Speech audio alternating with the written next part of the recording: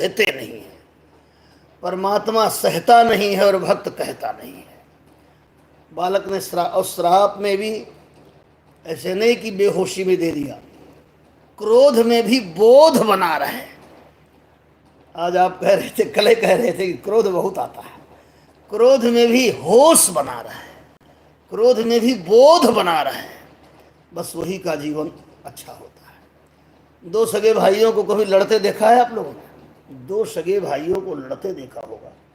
एक ही माता पिता से उत्पन्न होते हैं और जब लड़ाई करते हैं तो उनके माँ बहन की गाली देता है, वो उनके माँ बहन की गाली देता है। बालक क्रोध में है लेकिन होश में है। ऐसे नहीं कह दिया तो कह देता तुरंत मर जाओ, लेकिन क्या संभाल है। यही परंपरा, संस्कार और संस्कृति है। कहता है इति लंघित मर्यादम, आपने मर्यादा लांघ के काम किया है। ये पांडु कुल की मर्यादा नहीं है कि किसी महात्मा के गले में सांप डाल दिया जाए। आपके खानदान में तो संतों का समादर होता रहा, ये कुलांगार आप कहाँ से पैदा हो गए? इसलिए मैं श्राप देता हूँ, 7वें दिन तक्षक सर्प के द्वारा आपकी मृत्यु हो जाएगी। इसको सुनने के बाद परीक्षित रुके नहीं घर में, न पत्नी से कहा, न पुत्रों से कहा, और न उन संतों से कहा कि हमको बचाओ। ये भी एक बड़ी बात है।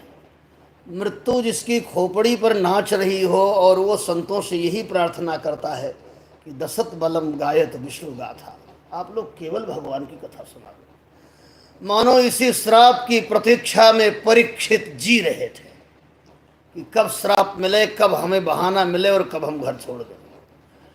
पधारे सुखदेव भगवान।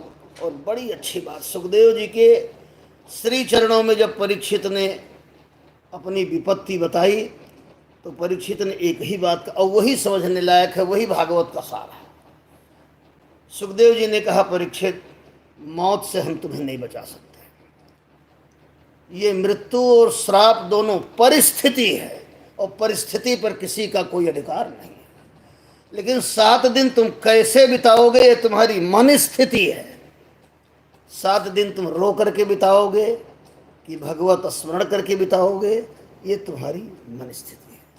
मानव का शरीर मिलना हमारी परिस्थिति है, लेकिन जिंदगी कैसे बितावे हमारी मन स्थिति है। हम कुकर्म करके, अधर्म करके जीवन यापन करेंगे कि सत्कर्म करके जीवन यापन करेंगे, हमारी मन स्थिति है।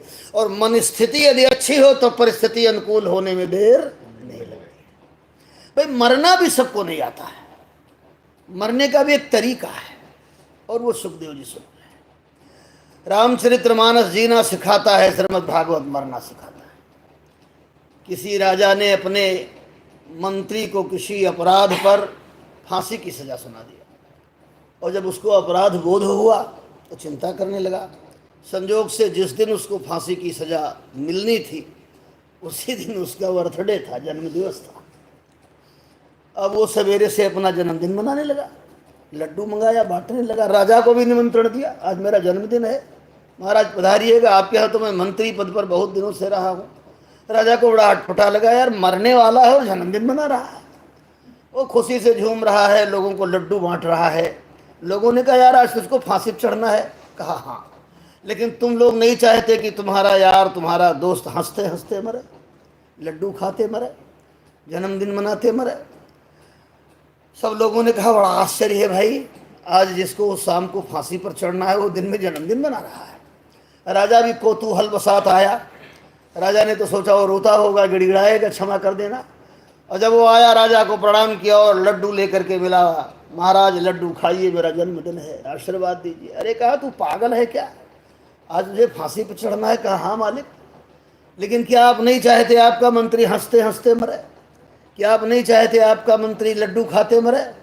राजा का माथा ठनक गया और राजा कुछ देर तक ठहरा, फिर विशेष सचिव को बुलाया, कहा इसकी फांसी की सजा रद्द करो, इसकी फांसी की सजा रद्द करो, इसको मारने से कोई मतलब नहीं क्योंकि इसे मरना आता है।